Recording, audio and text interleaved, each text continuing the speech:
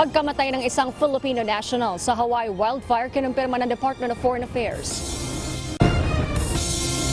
Meron naman tayong balita na nagsimula na ang pag-aani sa Nueva Ecija, sa Isabela at saka sa North Cotabato. Kaya ito yung magkadadagdag sa supply natin.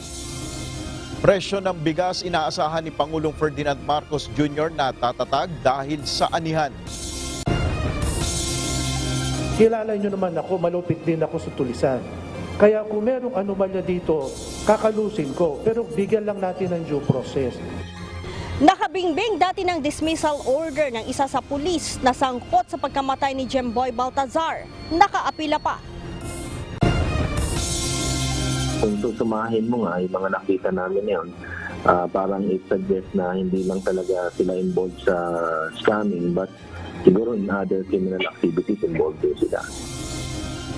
Mga ebidensya na nakuha sa sinalakay na Pogo Hub sa Pasay City, indikasyon umano na may iba pang iligal na gawain.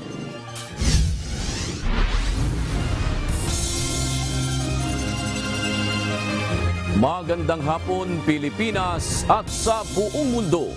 Una sa ating mga balita. Tulong muna bago balita. Nilapatan ng first aid ng UNTV News and Rescue ang isang lalaking nagtamo ng hiwa sa kilay matapos makipag-away sa Butuan City. Ito ang balita ni Juvie Saplad.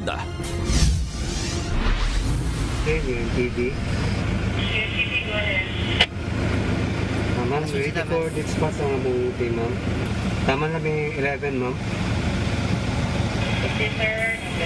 Isang tawag ang natanggap ng UNTV News and Rescue mula sa Butuan City Disaster Risk Reduction Management Office tungkol sa isang lalaking sugatan na nasa Police Station 2, Langihan, Butuan City gabi nitong Miyerkules. Kinilala ang lalaki na si Gregorio Tabanao Ibarzabal, 42 anyos.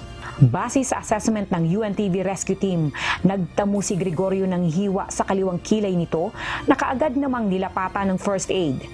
Kwento ng asawa ni Gregorio, may nakaalitan ito at pagkatapos ay nahulog sa hagdanan. At abot ka ba na, dito po na siya. Tapos naman, abitin niya, baka nakakuhan for amipod.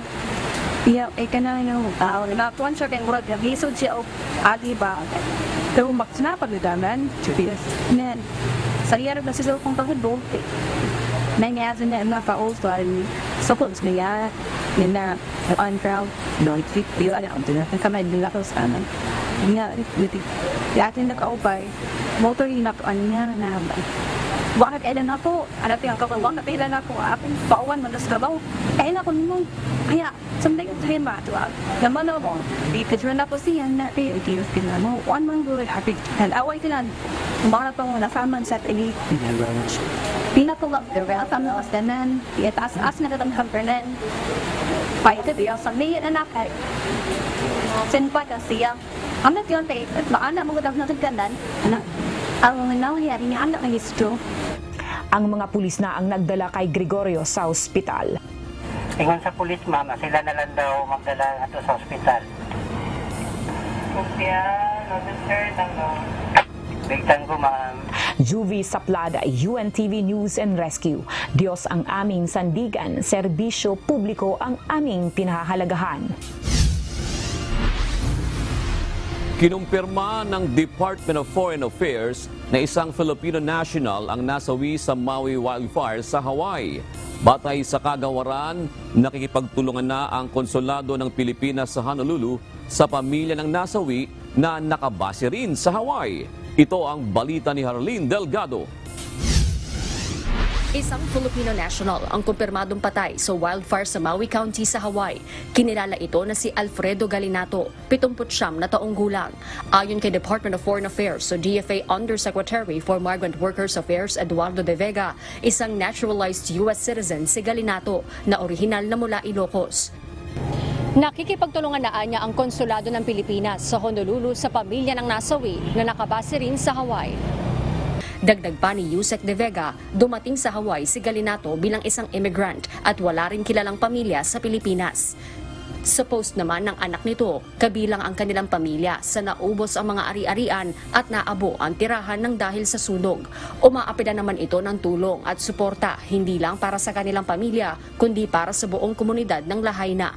Samantala, walang natatanggap na request for repatriation ang tanggapan ng DFA kaugnay ng pumanaw na kababayan.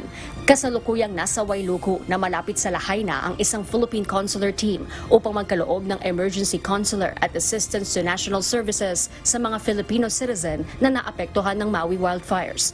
Mahigit naman sa 50 ang mga Pinoy na nanunuluyan sa Wailuku. Nagpadala na ng liham ang DFA kay Pangulong Ferdinand Marcos Jr. upang magrekomendang magkaloob ng pinansyal na donasyon ang Pilipinas sa Hawaii. Jorlene Delgado, UNTV News and Rescue. Diyos ang aming sandigan, serbisyo publiko ang aming pinahahalagahan. Nagpaliwanag ang National Police Commission na hindi na ipatupad na dismissal order kay Police Staff Sergeant Jerry Maliban noong 2020. Si Maliban ay isa sa mga pulis na isinasangkot sa operasyon noong August 2 kung saan si Gerald Jemboy Baltasar matapos na umunay pagbabarilin ng mga ito dahil sa mistaken identity. Ito ang balita ni Leia Ilagan. Kilala nyo naman ako, malupit din ako sa tulisan.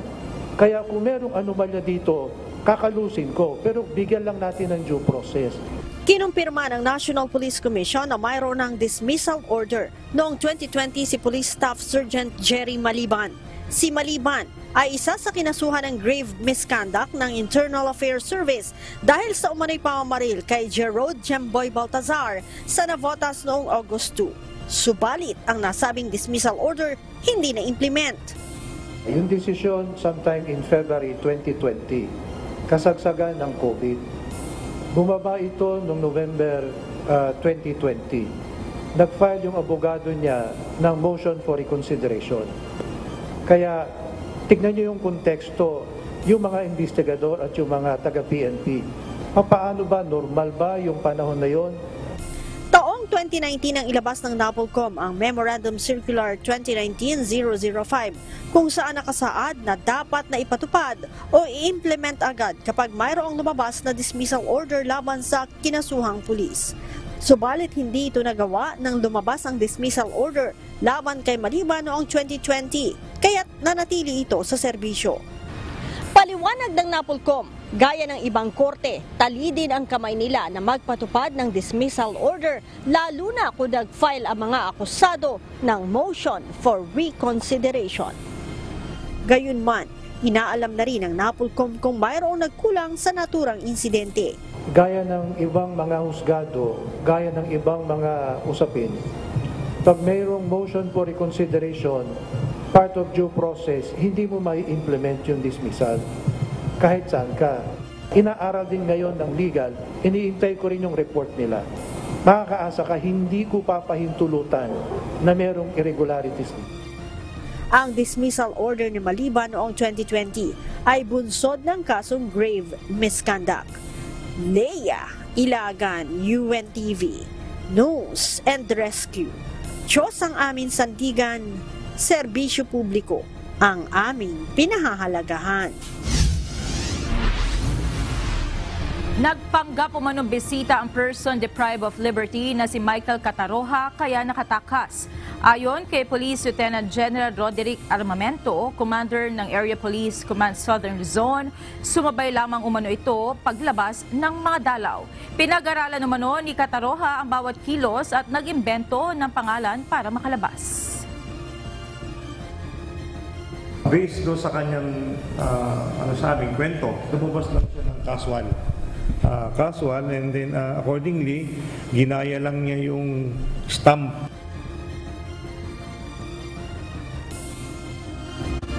Ayon naman kay Bureau of Corrections, iimbestigahan nila kung paano talaga nakalabas ng bilibid si Cataroha. Iimbestigahan na sa Senado ang naging pagtakas ng New Bilibid prison inmate na si Michael Cataroha.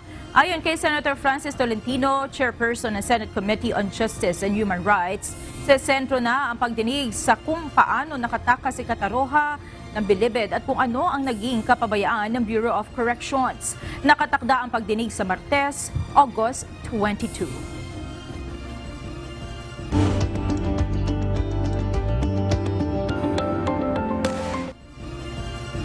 Ang stroke ang second leading cause of death sa buong mundo. Kaya walang magandang dulot ang pagbabara ng dugo sa ugat, lalo na kung ang utak ng tao ang naapektuhan.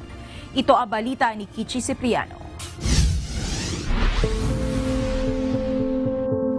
Ang pagbabara ng dugo sa ugat ng utak ay napakadelikado na maaaring mauwi sa stroke o pwedeng ikamatay ng isang tao. At ayon sa World Health Organization, umaabot sa 15 milyong katao kada taon sa buong mundo ang nakararanas ng stroke. Kaya naman malaking tulong ang early screening at sumailalim sa tinatawag na brain bypass surgery para muling maibalik ang blood flow sa utak at maiwasan ang multiple stroke attacks. In some patients that I have that I operated for stroke, there was a 59-year-old patient that I had who had multiple strokes. He develops stuttering of speech and nangingiwi siya as the day progresses. So the neurologist and the endovascular neurosurgeon screened the patient and they discovered na he needs a bypass and the patient was referred to me. So immediately after the bypass, there were no more stroke attacks after that. Marahil tumatak na sa mga isipan ng karamihan na pagka-operasyon sa utak ay maraming negatibong komento ukol dito. Ngunit ayon sa espesyalista, hindi dapat katakutan ang brain bypass surgery. There's a stigma with the brain surgery or something like that na pangit kagad yung status. Actually, it's not. It's relatively safe. Again, ang important po kasi is ma-identify natin kung sila ba talaga yung mga kailangan na pasyente. Then, for me, when we talk about brain surgery, it's about benefit versus the risk. Is the surgery that we're going to undertake worth the risk for the benefit that we're about to gain?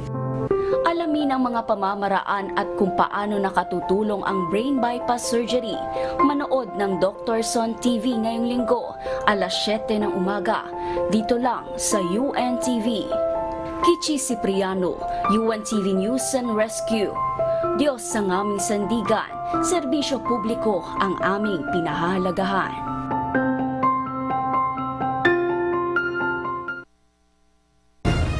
Naniniwala si Pangulong Ferdinand Marcos Jr. na hindi natataas pa ang presyo ng bigas sa merkado. Nangako ang Pangulo bilang kalihim ng kagawaran ng agrikultura na babantayang mabuti ang supply at galaw ng presyo ng palay sa bansa. Ito ang balita ni Nel Maribuhok. So I think na pagka na yung supply natin dumami at humaba ang ating reserve ay mag-stabilize ng ating mga presyo. Babantayan namin na mabuti para tiyakin na ganun ang mangyari. Tiwala si Pangulong Ferdinand Marcos Jr. na magiging matatag na ang presyo ng bigas. Ayon sa Pangulo, papasok na ang panahon ng anihan ng palay sa ilang probinsya sa bansa, kaya't inaasahan na makadaragdag ito sa supply at reserba ng bigas sa bansa. Meron naman tayong balita na nagsimula na ang pag-aani sa Nueva Ecija, sa Isabela at saka sa North Cotabato. Kaya ito yung magkakadadagdag sa supply natin. Ayon sa Malacanang, sinabi ni Agriculture Undersecretary Locadio Sebastian na nagsimula na ang pag-aani ng palay sa Nueva Ecija, Isabela at North Cotabato na makakapag-produce ng 900,000 metric tons ng bigas. Ang bulto ng anihan ay mangyayari sa Setyembre hanggang Oktubre na magbibigay ng malaking kontribusyon sa second semester ng production na tinatayang aabot sa mahigit 11 million metric tons. Bukod rito ayon kay Pangulong Marcos, babantayan ring mabuti ng pamahalaan ang ibinibigay na farm gate price ng bigas. Ang binabantayan siyempre natin yung farm gate price dahil yun ang nagpataas sa presyo ngayon at pati yung pag-import ng mga ibang inputs at saka ng bigas mismo. Para naman sa Federation of Free Farmers, isa sa mga ugat ng problema ngayon sa industriya ng bigas ay ang Rice Tarification Law. Ayon kay Leonardo Montemayor, tinatali ng RTL ang kamay ng gobyerno upang masolusyonan ang pagtaas ng presyo ng bigas at export bans. Inaasahan ng Farmers Group na muling pag-aaralan ang batas na ito kung natutugunan ba ang pinakalayon nito. Nel Maribuhok, UNTV News and Rescue. Diyos ang aming sandigan, serbisyo publiko ang aming pinahalagahan. Nag-inspeksyon ng mga otoridad sa pangunguna ng Department of Agriculture sa isang malaking bodega sa Navotas City.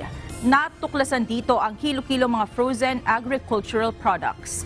Kaugnay po ng balitang yan ay makakaugnay natin si Ginoong Dennis Solomon mula sa opisina ng DA Inspectorate and Enforcement. Magandang araw po, Ginoong Solomon. Magandang araw po sa at sa mga nanonood. Opo. Ginoong Solomon, doon po sa ginawa ninyo na inspeksyon, ano yung mga agricultural products na inyong nakita? At pakikumpirma lang din po yung report na may mga expired daw po doon sa inyong mga na-inspeksyon. Opo, totoo po yan. Magkakahalo po ito, karne, mga isda at may mga prutas. Doon sa karne, kami lubos na bahala kasi may mga nakita tayo doon, expired na mga karne ng baka at ng mga manok. Lahat ito mga imported. Isa rin na nakita natin, may mga nabubulok na din ng mga galunggong doon sa mga cold storage facilities na yan. Sir, saan nanggagaling itong mga frozen products na ito? Ito po ba ay mga imported products? Yes, mga imported po. Yung mga karne po na mga expired, may mga galing po ng Canada at Brazil. Oo. Kasi kung hindi ako nagkakamali, Sir Dennis, a few months back ay nagkaroon din ng ganyang balita na mayroon ding mga nakumpiska rin na mga frozen meats na kinakatakutan din na baka nga naibibenta pa sa merkado. Ito po bang mga frozen products na ito ay meron din pong posibilidad na i-offer din sa market? Malaki po ang posibilidad. In fact, sa mga ibang inspection po natin sa mga palengke, nakita po natin yung ibang mga same labels ng mga karne, yung mga nahuli din po natin na expired sa may kawayan. So, andyan po yung mga yan nasa mga palengke natin. Kaya hindi po kami tumitigil sa pakikipag-ugnayan sa unang-una sa NMIS at saka itong mga kasamaan po natin sa LGU sapagkat sila po ang nakakasakop dyan at lubhang nakababahala yung mga nangyayari niyan. Oo. Sir Dennis, ito po ba mga frozen products, nabanggit nyo na ibinibenta sa mga merkado? Wala po bang senyales na makikita na ito ay expired na? Wala po bang amoy o kakaibang kulay dito sa mga produktong inyong nakita? Yung pong nakita natin sa isang palengke dyan sa Region 4A, may amoy na po eh. At saka yung kulay niya ay iba na. Hindi na po ito yung iba nangingitim na. Kaya makikita po yan ng ating mga kababayan, ng ating mga namimili. Makikita po nila yan. So kailangan po talaga maging mapagmasid din at mapagmatsyag ang ating mga kababayan kapag talaga namimili. Sir, ano po ang ginawa doon sa mga nakumpiska po ninyong produkto, doon sa mga expired products po? Nasaan po sila ngayon? Ito pong operasyon natin kanina, yan po ay sa pangunguna ng Bureau of Customs. Sa bisa po ng isang letter of authority, kaya yun pong mga produkto ay sinelyado muna. Yung mga cold storage facilities po na kinakitaan ng mga commodities na yan ay nakaselyado po ng Bureau of Customs at pinibigyan po yung mga may-ari niyan ng 15 araw upang patunayan nila na ang kanilang mga produkto ay hindi smuggled.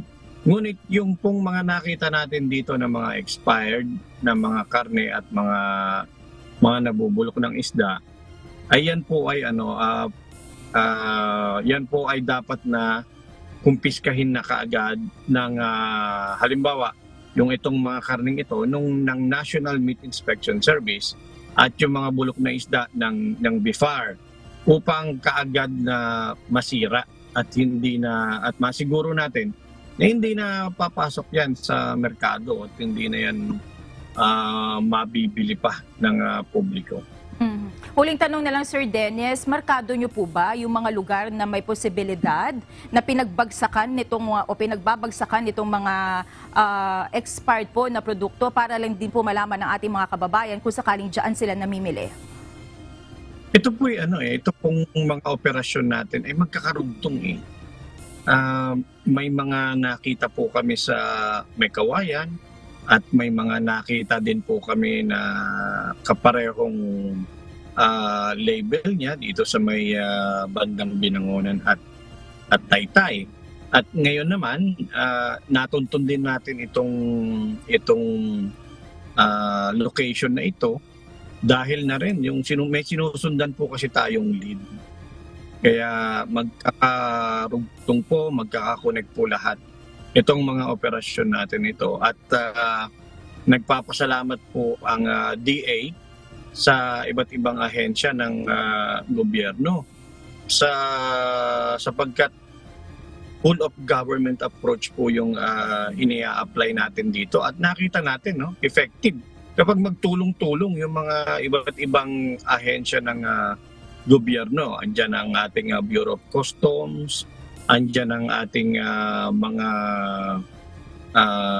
food safety regulatory agencies tulad ng NMIS, BIFAR at ng Bureau of Plant Industry.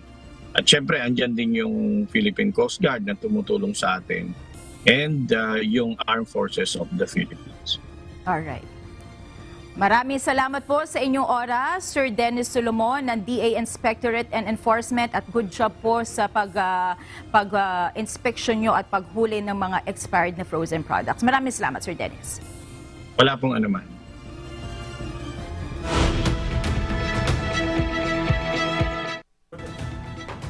Nagbitiw sa pwesto ang pinuno ng Maui Emergency Management Agency matapos tuligsain sa ginawang pagtugon sa wildfire sa Lahaina Town. 111 tao ang nasawi sa trahedya. Ayon sa Maui County officials, nag-resign si MEMA Administrator Herman Andaya dahil sa health reasons. Nang sumiklab ang Maui wildfires noong August 8, walang paglilikas na ipinatupad at hindi rin tumunog ang warning sirens.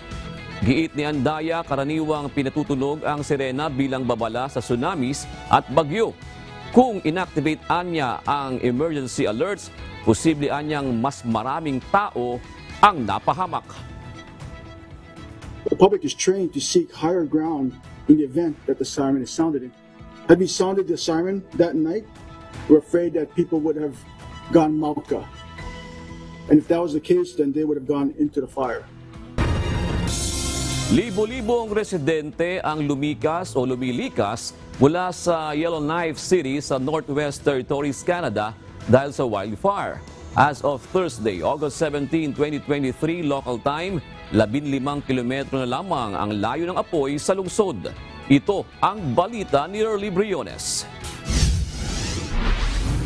Nagmamadali ang mga bumbero sa Canada upang mapigilang makaabot ang wildfire sa northern city ng Yellowknife. Nasa 20,000 residente ang lumilikas mula sa lungsod matapos ipatupad ang isang evacuation order. Araw ng Huwebes, August 17, 15 kilometro na lang ang layo ng sunog sa Yellowknife.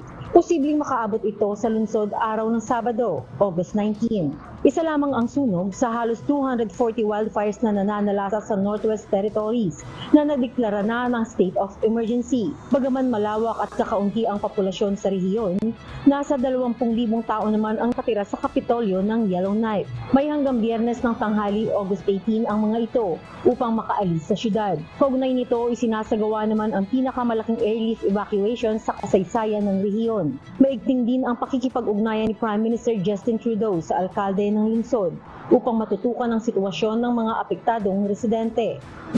Nahaharap ang Canada sa pinakamalala nitong wildfire season on record. Halos bumibilang sa 1,100 apoy ang nananalasa sa iba't ibang bahagi ng bansa as of Wednesday, August 16. Early Briones, UNTV News and Rescue. Diyos ang aming sandigan, serbisyo publiko ang aming pinahahalagahan. 10 tao ang nasawi matapos bumagsak ang isang private jet sa isang highway sa Selangor, Malaysia kahapon. 8 ang sakay ng private jet, samantalang 2 motorista naman ang nadamay sa insidente. Galing ang eroplano sa Resort Island ng Langkawi at patungong Subang Airport sa Selangor nang bumagsak bago ang nakatakda nitong paglapag. Batay sa inisyal na ulat, nawalan ng kontak ang aircraft sa Air Traffic Control Tower at bumagsak sa isang motorbike at isang kotse sa highway. Iniimbestigahan na ng Air Accident Investigation Bureau ang sanhi ng plane crash. Tinuligsa ang North Korea sa United Nations Security Council dahil sa pagpaparami ng armas. Habang pinaglalaanan ng pondo ang mga kagamitang pangdigma nito, lumalala naman ang economic conditions ng bansa ayon sa UN Commissioner for Human Rights. Ito ang balita ni Azel Kaisip. Inaakusahan ang North Korea sa United Nations Security Council ng matinding paggastos sa nuclear arms program habang nagugutom ang mga tao at kinukulang sa pangunahing pangangailangan. Ayon kay Volker Turk, UN High Commissioner for Human Rights, nakararanas ng tumitinding political repression ang mga mamamayan ng North Korea habang lumalala ang kalagayan ng ekonomiya at pag-abuso sa karapatang pantao. Binanggit din nito ang persahang pagtatrabaho kabilang na ng mga bata upang suportahan ang military apparatus ng Estado at abilidad na gumawa ng kagamitang pangdigma. Isinagawa ang hearing sa hiling ng Estados Unidos. Ito ang unang pagdinig sa Security Council kaugnay ng human rights situation sa North Korea sa loob ng 6 na taon. Pinabilis din ng Pyongyang ang testing nito ng nuclear-capable missiles sa nakalipas na taon dahilan upang tumindi ang tensyon sa East Asia. Samantala, tiniligsa rin ni U.S. Ambassador to the UN Linda Thomas-Greenfield ang human rights violations sa North Korea. Alone, these human rights violations and abuses demand the Council's attention. But they are also inextricably linked with the DPRK's weapons of mass destruction and ballistic missile development, ballistic missile advancement in violation of Security Council resolutions. Karamihan ng council members kinondena ang paglubha ng pamumuhay at paglabag sa karapatang pantao sa North Korea. Ang mga kinatawan naman ng China at Russia, iginiit na hindi akmang lugar ang Security Council upang repasuhin ang North Korea human rights issues. Azel Kaisip, UNTV News and Rescue. Diyos ang aming sandigan, serbisyo publiko ang aming pinahahalagahan. Unti-unti nang bumababa ang level ng tubig sa Angat Dam. Bahagya itong tumaas noong mga nagdaang linggo dahil sa mga pag-ulan na dulot ng magkasunod na bagyo at habagat. Ngunit kaninang umaga ay nasa 198.84 meters na lang ito mula sa 199.14 meters kahapon. Ayon sa MWSS, kinukonsumo na nila ngayon ang buong 48 cubic meters per second na alokasyon. Ngunit inaasahan na sa mga susunod na linggo ay muling magkakaroon ng mga pagulan sa dam. Ang Lamesa at Ipodam naman ay patuloy ang pagbaba ng mga tubig mula sa mga watershed kaya't suspendido pa rin ang pagpapatupad ng mga water service interruption. Apektado pa rin ng habagat ang malaking bahagi ng bansa. Alamin natin ang latest sa ating panahon mula kay Ray Pelayo na nasa UNTV Weather Center. Ray, bukod sa habagat, mayroon bang panibagong sama ng panahon na makakaapekto sa bansa? Magandang gabi, Jude, sa ating mga kasambahay. Sa ngayon ay wala tayong bagyo o low pressure area sa Philippine Area of Responsibility. Subalit naasahan nga na itong southwest monsoon o habagat patuloy na iiral at makakaapekto lalo na sa may kanlurang bahagi ng Southern Luzon, ng Visayas at ng Mindanao. Base sa forecast ng Pag-asa, yung area ng Palawan, kasama na rin yung Panayat Negros Island dyan sa may Western Visayas at maging yung Zamboanga Peninsula, yung Northern Mindanao, kasama na rin yung Caraga Region ay makakarans po dyan ng kalat-kalat na mga pagulan. posible po yung magdulot ng mga pagbaha at landslide, lalo na kung ilang araw nang umuulan sa inyong mga lugar. Sa Metro Manila at nalabing bahagi naman ng ating bansa ay makakaranas po ng maliwalas sa panahon, pero malaki rin ang possibility na magkakaroon po tayo ng papulupulong mga pagulan, pagkidlat at pagkulog. Meron din po mga pag-ulan dyan sa lalo na sa may area po ng Extreme Northern Luzon, yung lalawigan po ng Batanes, dahil po sa mga kaulapan nakita po dyan ng pag-asa. At patuloy din po tayo makakaranas ng malisangang temperatura dahil kung lalo na yung mga lugar po na hindi apektado nitong habagat, dahil ang namamayani nga po dito yung pag-iral po nitong epekto nitong El Nino, at ito po ay nakaka-apekto sa ating bansa, kaya medyo tumataas po yung ating temperatura. Sa weekend, patuloy po nating ma-experience yung epekto ng habagat, lalo na sa may kanlurang bahagi ng Visayas at ng Mindanao. June. Yun yung tatanong ko, Ray, kasi sa Metro Manila at sa karating na lalawigan sa Rizal, halimbawa, talagang mainit, parang summertime, Ray, ano? Ito ba ay dahil sa epekto ng El Nino? Kasi sa hapon naman, may mga pag-ulan din naman. Yes, June, talagang ang kaibahan lang, June, nung pagtaas ng ating mga heat index pag ganitong wet season ay hindi masyadong matagal yung tumataas yung heat index. Hindi ka mo kapag dry season, talagang oras ang bibilangin mo na nararamdaman mo yung alinsangan ng panahon. Pero pag ganitong wet season, pag tumaas yung heat index o naging maalinsangan, indikasyon yun dun na yung pag-ulan ay talagang susunod kaagad. Ibig sabihin, mabilis naman nahuhupa yung alinsangan dahil dun sa pag-ulan na maranasan dun sa partikular na lugar na nakaranas tayo ng alinsangan. Ibig sabihin nito, Ray, magbabantay tayo sa bill natin sa kuryente pa rin dahil marami pa rin gumagamit ng aircon ngayon, Ray. Yes, June, yun talaga ang epekto ng El Nino. Pero June, ito nga ang babala ng pag-asa. Kumbaga itong alinsangan na ito na ngayong wet season o tag-ulan nararamdaman natin, patikim lang ito dahil po yung ating talagang babantayan yung epekto ng El Nino kapag dry season o kapag tag-araw, dahil mas mahabang oras nating ma-experience talaga yung epekto nitong init ng El Nino, June. Di ba sinasabi mo rin nung nakaraan ng mga report mo, Ray, na ang epekto nito ay magsisimula ng Oktubre, yung last quarter ng taon hanggang sa panahon ng tag-init. Tama ba yan, Ray? Yes, June. Mula Oktubre, Nobyembre, Disyembre, yan yung start na talagang mararamdaman natin dahil ina-expect ng pag-asa na mas titindi yung pag-iral ng El Nino dyan sa Dagat Pasipiko at makaka-apekto. Tatawid yan ng January, February, March. Pero yung epekto nito, June, may tinatawag ang pag-asa na lagging effect. Kumbaga, kahit tapos na yung pag-iral ng El Nino, meron pa itong natitirang epekto dito sa ating bansa. Aabot yan hanggang kalagitnaan ng 2024, June. Pero Ray, ang tanong ko naman, last na lang ito. Di ba, last quarter, yung mararamdaman natin talaga epekto nito, ng taon nito. Pero di ba sa pagkaganyang last quarter din ng taon, doon naman yung malalakas na bagyo dumarating sa ating bansa? Yes, June, talagang ang umiiral kasi na weather system natin, isa dyan yung tinatawag natin na amihan.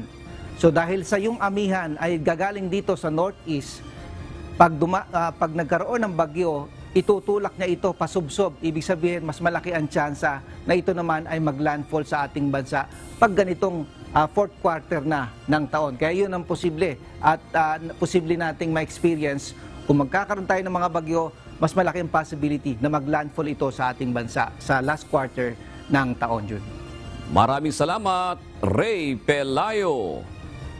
Bibisita sa bansa si Australian Prime Minister Anthony Albanese mula September 7 hanggang 8. Ayon po sa Malacanang, maikipagpulong ang Australian Prime Minister kay Pangulong Ferdinand Marcos Jr. para sa pagpapalakas ng kooperasyon ng dalawang bansa pagdating sa defense at security, kalakalan, ekonomiya at maritime affairs. Ito ang kauna-unahang pagkakataon simula noong 2003 na bibisita sa Pilipinas ang isang Australian Prime Minister. Posible umanong sangkot din sa kidnapping at extortion ang Pogo Hub na ni-raid ng mga otoridad sa Pasay City. Ayon sa Presidential Anti-Organized Crime Commission o PAOCC, ito ang indikasyon ng mga nakuhang pre-registered na SIM card at iba pang mga gamit. Ito ang balita ni Ryan Lacanlale. Kung susumahin mo nga, yung mga nakita namin ngayon, parang i-suggest na hindi lang talaga sila involved sa scamming, but siguro in other criminal activities involved din sila. Sa bisa ng search warrant na inilabas ng Pasay City Regional Trial Court Branch 111, binuksan ng mga tauhan ng National Bureau of Investigation, Presidential Anti-Organized Crime Commission, Department of Justice at Anti-Money Laundering Commission ang 32 vaults sa SA Revendel Global Support sa Pasay City. Ang Pogo Hub na ni-raid ng mga otoridad noong August 1 dahil sa pang-scam. Nakuha sa mga vault ang halos 7 milyong pisong cash, $6,000, libo-libong pre-registered SIM card, mga bala ng baril, posas, taser, passport, credit card, debit card, crypto hardware wallet at automatic OTP generator. Ayon sa Presidential Anti-Organized Crime Commission, indikasyon ito na hindi lang involved ang Pogo Hub sa crypto scam at love scam at maaaring sangkot din ito sa ibang krimen. We are thinking of baka involved din sila sa mga ibang krimen kasi nga because of the presence of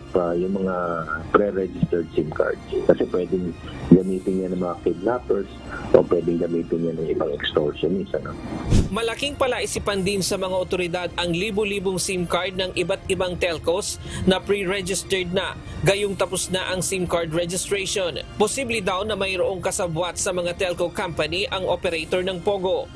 Nakakaalarma na rin umano ang mga ganitong aktibidad sa mga Pogo House na ito na sangkot sa pang-i-scam, lalo na't maraming mga Pilipino ang nahihikayat magtrabaho dito at kapwa Pilipino din ang kanilang niloloko.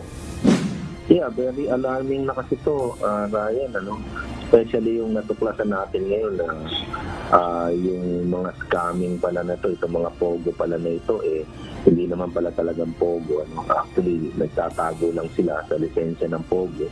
But ang katotohanan, mga scammers. Ngayon, ang nakakalungkot lang nga dito, dati kala natin mga foreign nationals yung mga involved dito sa scamming. But now, itong natuklasan natin dyan, especially dyan sa SKK, yung building na ito, may maraming Pilipino na kasama na rin sa scamming activities. Nakikipag-ugnayan na umano ang PAOK sa FAGCOR para sa muling pag-iinspeksyon sa mga Pogo establishment. Kung dati, lisensya lang ang sisiyasatin, ngayon, pati ang mga aktibidad ay titignan na rin. Kapag napatunayang may illegal na ginagawa, ay ipapasara din ang mga establishmento. Ryan Lacanlale, UNTV, News and Rescue. Diyos ang aming sandigan, serbisyo publiko ang aming pinahahalagahan. Mariin pa rin tinututulan ng ilang mga residente ng Embo Barangays ang paglilipat sa kanila sa ilalim ng pamamahala ng Taguig City. Isa sa inaalala nila ang mga benepisyong makukuha o nakukuha sa Makati City Government na mawawala na sa kanila. Ito ang balita ni Alan Manansala. Tigilan na kami. Pabayaan na kami dito sa Makati. Dahil sa magandang lugar na kami. Hindi kasi maraming mahirapan. Maraming benepisyong mawawala. Bagamat malinaw na sinasabi ang Embo Barangays ay tumutukoy sa 10 barangay na dating sakop ng Makati City, pero batay sa ruling ng Korte Suprema ay bahagi na ngayon ng Taguig City. Dahil sa matinding alitan, marami sa mga residente ang tutol sa naging desisyong ito. Sa kwentuhan ng nag-uumpukang magkakapitbahay na ito ng Barangay West Rembo, usap-usapan pa rin ang tungkol sa lipatan ng pamamahala sa kanilang lugar. Lahat sila tutol sa nangyayari. Katwiran ni Aling Gina Guillermo, nangangamba siya na mawala ng benepisyo ngayong 1 taon na lamang ang hinihintay at siya ay senior citizen na. Naging karanasan na rin kasi aniya nila nang magkasakit ang kanyang kapatid at mga ilangan ng tulong. Nasolusyonan ang kanilang problema dahil sa benepisyo na ibinibigay ng Makati LGU. Siyempre, maraming benepisyo sa ospital, pag-December. Paano ngayon kami kung magkakasakit kami? Ganito rin manindigan sa kanyang katwiran si Nelson Peral. Yun ang hinihiling namin. Kaya nga umaayaw kami, di ba? Natapatan nila yung nakukuha namin dito. Hindi naman na kinakailangan pang ano yun dahil yun nga yung unang nireklamo di ba? Diyan mawawala yung mga benepisyo. Batay sa naging interpretasyon ng Taguig government, naninindigan sila na sapat ang naging desisyon ng Korte Suprema na nag-aata sa Makati City na ilipat sa kanilang pangangasiwa ang 10 enlisted men's baryo o EMBO barangays. Ito ang iginiit ng Taguig LGU, makarang ipakalat ng Makati LGU ang initial assessment mula naman sa Office of the Court Administrator ng Korte Suprema na ipinadala sa Executive Judge ng Makati Regional Trial Court. Ayon kay Taguig City Mayor Lani Cayetano, ginagamit lamang ng Makati ang usapin ng writ of execution para mapigilan ang paglilipat ng mga nasabing barangay sa ilalim ng kanilang pangangasiwa. Bagaman iginagalang ng Taguig City LGU ang inilabas na initial assessment ng Office of Court Administrator ng Korte Suprema, naniniwala silang ito ay isa lamang opinyon at labas na sa legal authority nito. Hindi umano titigil sa paghahanap ng mga legal na pamamaraan ang Taguig LGU para labanan ang mga nagnanais sagkaan ang karapatang iginawad sa kanila ng High Tribunal. Alan Manansala, QNTV News and Rescue. Diyos ang aming sandigan, serbisyo publiko ang aming pinahahalagahan. Hindi hadlang para sa mga guro ang isang paaralan sa Albay ang ipinakikitang aktibidad ng Bulkang Mayon para ihanda ang kanilang eskwelahan sa darating na pasukan. Bagamat nagkaroon na ng ashfall sa kanilang paaralan, nais pa rin nilang magkaroon ng maayos na lugar ang daang-daang mag-aaral na magbabalik eskwela. Agad namang tumugon ang Members Church of God International o MCGI at ang Philippine Coast Guard sa hiling na eskwelahan para sa isang brigada eskwela. Ito ang balita ni Jerry Galicia. Sa amin sir, parang kasi na sa amin. Pero pag talagang just like yung nag-ash falls, talaga pong yung estudyante pinauwi po namin sa kanilang bahay. Last month po. Yes po, nag-ashfall po dito. Naranasan na ng mga estudyante at guro ng Buyuan Elementary School sa Legazpi City ang magkaroon ng ashfall sa kanilang eskwelahan dahil sa pag-aalboroto ng Bulkang Mayon sa Albay.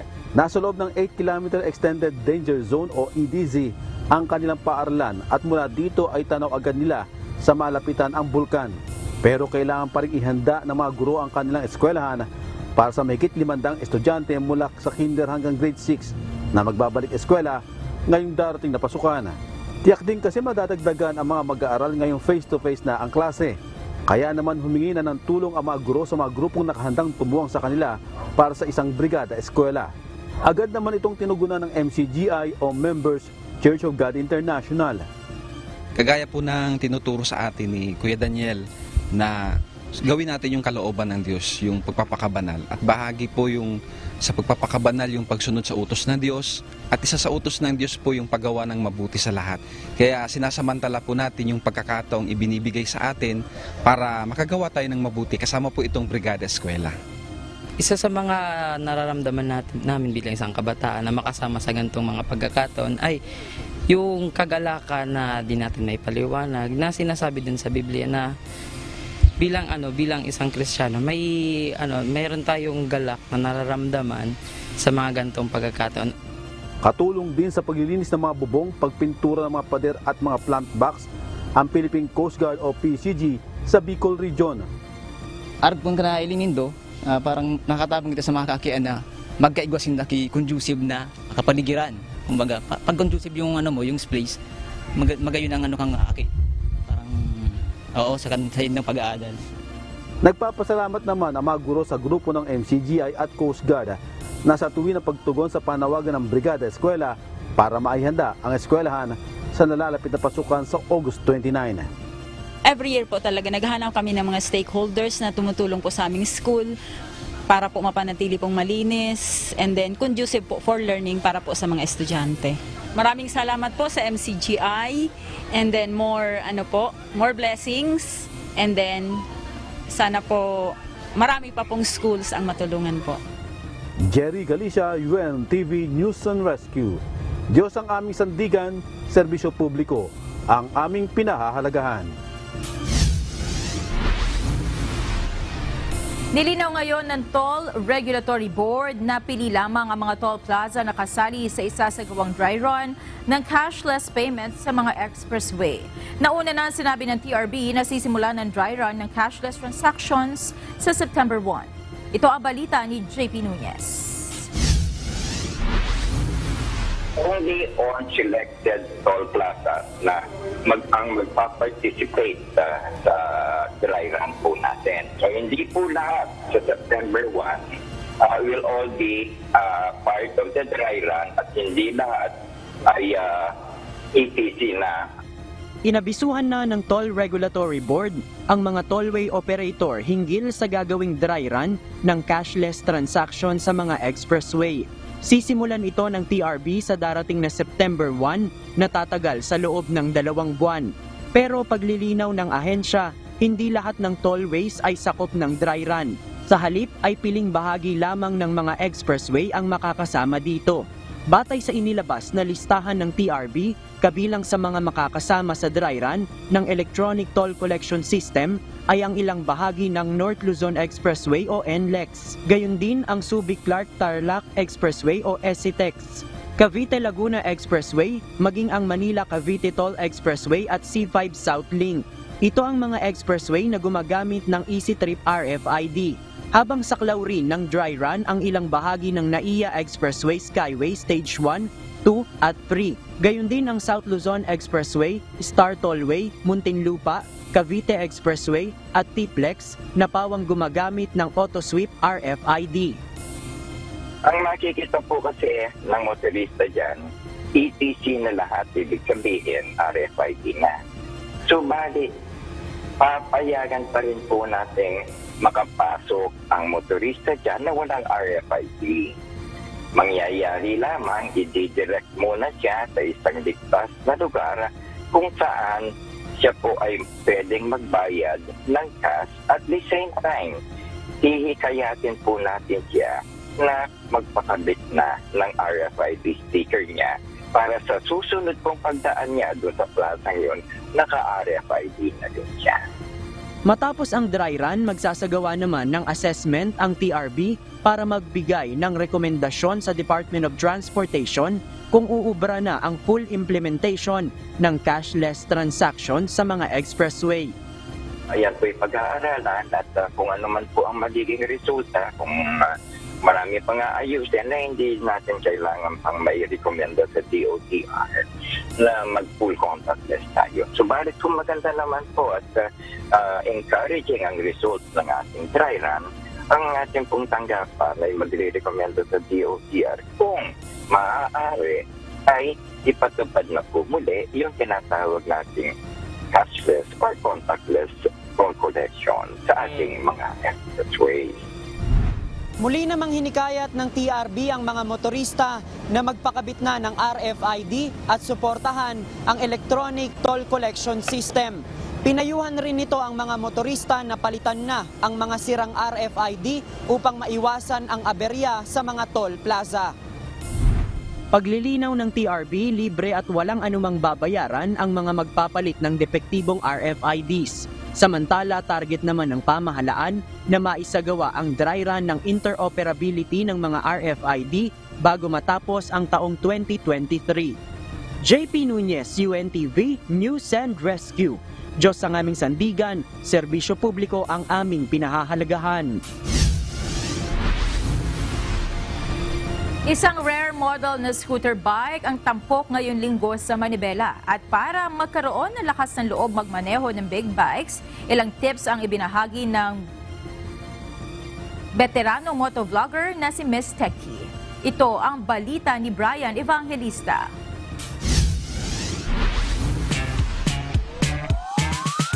Matapos nating malaman ang life-changing story ng sikat na lady motovlogger at ng kanyang MV Agusta Super Veloce 800, humingi naman ako ng tips para sa mga kamanibela nating naistularan ang lakas ng loob at husay ni Miss Techie bilang lady rider.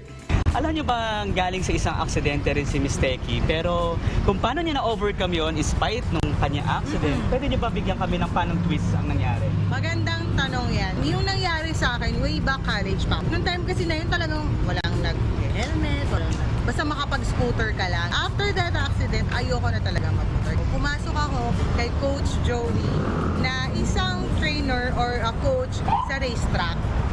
At mula nang magkaroon siya ng proper training, hindi lang galing at riding skills niya ang na-develop, kundi maging paano kumilatis at pumili ng motor, mapa-scooter man at big bikes. So, hindi lang dahil sa features niya, minsan iba yung pakiramdam na alam mo special yung motor mo, diba? Bukod sa maganda yung itsura niya, numbered to guys. 249 out of 499 or 500 in the world. So, dun pa lang, iba na talaga pag tumatakbo na. Iba na yung confidence mo. Kaya naman ngayong linggo sa Manibela, isang rare scooter bike mula sa Italjet ang ipapakita sa atin ni Miss Techie. So, kung makikita nyo, kakaiba yung design niya, no? Parang nakalabas lahat and ang daming butas. Pero actually kasi, yung design niya ay para mas mabilis ka. Ito ang Italjet Dragster 200 Limited Edition, ang tinaguriang urban superbike o superbike ng mga scooters. Mapapanood ngayong Sunday at 8:30 AM sa UNTV at maging sa Manibela Facebook account at UNTV News and Rescue YouTube channel. Brian Evangelista, UNTV News and Rescue. Diyos ang aming sandigan, serbisyo publiko ang aming pinahalagahan.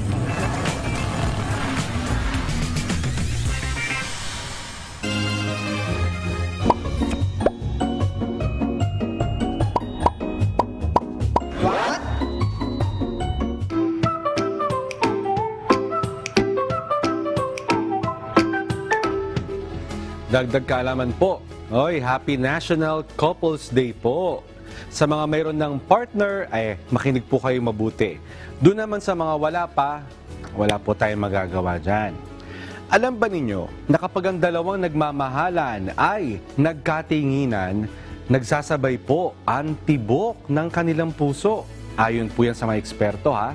Sinasabi rin na mas matagal daw nabubuhay ang mga taong may minamahal kaysa mga single dahil sa emotional at social support na ibinibigay ng kanilang partner. Mas matagal rin daw ang pagsasama ng magpartner na madalas tumatawa o masaya. Nakakatanggal daw kasi ng stress ang pagiging masiyahin. Alam nyo rin ba na nakapagpalakas ng ating immune system ang paghalik? Pinaniniwalaan na ang palitan po ng microbes during kissing ay nagpapalakas ng immunity. Nakakatanggal rin ng stress ang pag-holding hands ng dalawang nagmamahalan. At sinasabi naman ng isang tao pala pwedeng ma-fall sa loob lamang ng 4 na minuto ng pakikipag-usap sa isang tao. Ang bilis pala, no? Makahanap nga ng makakausap mamaya. Sana po'y may natutuhan kayo at laging tatandaan, mapalad ang tao na nakakasumpong ng karunungan at ang tao na nagtatamo ng kaunawaan.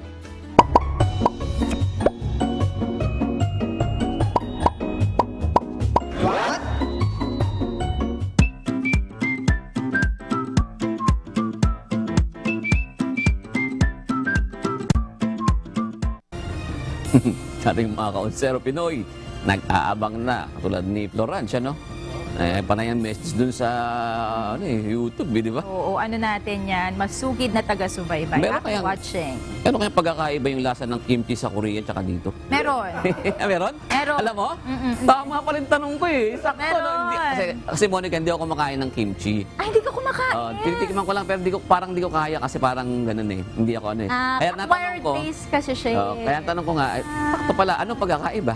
Hindi ko rin, alam mo kasi diba minsan, iba yung pakiramdam na pag kinakain mo ang isang bagay kapag alam mo kung nasaan nanggaling. Hindi ko alam kung psychological. Hindi ko alam kung psychological lang siya. Pero kasi isang beses pa lang naman ako nakapunta ng Korea, doon ko siya natikman. Doon ko first time na-enjoy ang kimchi. Dati kasi hindi ko siya gusto, pero nung nasa Korea, na-enjoy ko siya. So I'm guessing may pagkakaiba. Masasarapan ako. Parang ganyan. Tama pa rin tanong ko eh. Sabi ka na nga, si Florence. Kasi nga, naalala ko si Florence eh. Mula doon daw sa, saan ba siya? Jeju? Jeju Island. Jeju. Nasa Jeju Island siya. Jeju ba? Jeju? Jeju Island, South Korea. Walang visa dyan, di ba? Sa Jeju Island. Alam Walang ko, visa? Walang Oo. visa? Walang visa. Wow, Alam ko, yan yung part ng Korea na pwede kang pumunta na walang visa sa Jeju Island. Kaya pwede tayong pumunta dyan. Pwede tayong magbalita dyan. Kaya pala may isang taong masaya. Ige. Ito na tayo ngayon. Masaya nga natin, ending natin ha. Sige, maganda yan. Yan. Ito naman po, yung pagtakas ni Kataroha. Ang kinomentaryuhan po ni Nestor Lino. Sabi po niya, may nagpalabas dyan pa under the table, ayaw lang niyang aminin. Imposibleng nakalabas yan ng walang padrino. Yan po sabi ni Nestor. Oh. Malalaman. Lalabas naman sana. Yun, lalabas ang katotohanan. Yun. Oo. Sabi naman ni Lorenza Molino tungkol doon sa mga frozen products, no, na iba expired. Huwag bibili ng mga pagkaing sira na, baka masira ang tiyan ninyo. Ingat. Oo naman. Tama yun. Sabi naman po ni Linda Tabas, saka pareho rin na mas prefer ko pong mag-ulam ng sariling produkto natin kaysa sa mga imported frozen products kasi may mga preservatives na inihalo dyan. Alam mo, nakarelate ako doon sa interview mo kanina kay Mr. Solomon. Solomon ba? Dennis, yes. Dennis Solomon. Kasi nung 2 days ago, nakakain na kami ng isda na hindi na maganda eh. Oo. Kasi naalala ko kasi kung yung lugar di ba may lugar kanina. May mga binanggit siya. Kasi doon sa pinagkukunan nga ng isa namin pinagkukunan, doon nang gagaling. Isda, una muna, yung dalagang bukid na malaki. Dalawa kasi ang dalagang bukid. Isang lapad, tsaka yung mga bilog. Yung lapad ng kasi magandang pang sweet and sour yun eh. Oo. Yun talaga, hindi mo matitake yun. Pagpasok ko pa lang, pag-uwi ko pa lang galing dito, pagpasok ko pa lang, patay, nakakaiba na to. Iba hindi ko kinain, oo. Sunod naman, kahapon, yung yellowfin tuna naman. Kinakain ko, parang yung aking labi, nangangapal na. Sabi ko, hindi mo basta kasi nga, teka lang, iba to, doon sa nakain ko nung isang araw, parang sabi ko na yellowfin din, na niluto ko, na masarap. Kasi iba yung pinagbilhan namin eh. Oo. Kaya ganun. Sabi ko, patay. Kaya nakarelate ako dun sa baka kasi mga frozen. Pero gusto ko malaman, yung presyo ng binili nyo, parehas, hindi siya mababa doon sa normal SRP. Hindi, mababa talaga ang bentahan doon sa binibilan namin. Naranasan mo dati, para sabi ko nga sa inyo dati, di ba? Nagdidildil kami ng pero I mean, doon sa areang yon, hindi siya naiiba. Hindi. So, parehas lang siya. So, parang hindi mo aakalain, hindi ka maghihinala. Correct. Kasi nga, yung hasang, okay naman yung ng hasang eh. Kaya lang, ayun nga. Kaya parang nagduda tuloy ako na parang baka nga nakalusot, may napunta rin sa banda sa amin, parang ganon. Alam mo dati, yung sinasabi ni Sir na sa May Kawayan ba, yung na-raid on, isa sa pinag-iisipan nila na maaari rin na binabagsakan niya ang mga imported products sa expired online. May mga nagbebenta online kasi wala naman talagang sa ngayon, ewan ko, pero alam ko wala namang regulate sa mga online na ganyan eh. So mag-iingat po talaga tayo kapag bibili and iba rin talaga kapag fresh siguro. Correct. Sa ngayon. Kasi alam ko, pag nalasa mo, alam mo yung ipagkakaiba talaga eh. Ibang-iba eh. Mag-ingat po tayo. Sabi naman ni Ms. Net Pangilinan, parehas na issue pa rin. Nakakabahala ang mga ganyang pangyayari regarding sa mga smuggled frozen expired products. Paano tayo makasisiguro na safe yung mga kinakain natin sa mga restaurants or fast food chain? Yan, ingat po tayo. At Friday ngayon, siyempre tayo po'y magbati sa ating mga konserong Pinoy na patuloy na nanonood, sumusuporta sa atin, gaya po ni Pleasant Eyes, si Nelson Santos. Yan. Happy viewing din po kay Alexander Dalapo at Armando Araza. At narito naman po ang salita ng Diyos na ating sandigan mula sa aklat ng mga awit 1:1 hanggang 2 na nagsasabi, mapalad ang tao na hindi lumalakad sa payo ng masama, ni tumatayo man sa daan ng mga makasalanan, ni naupo man sa upuan ng mga manlilibak, kundi ang kanyang kasayahan ay nasa kautusan ng Panginoon. At sa kautusan niya nagbubulay-bulay siya, araw at gabi.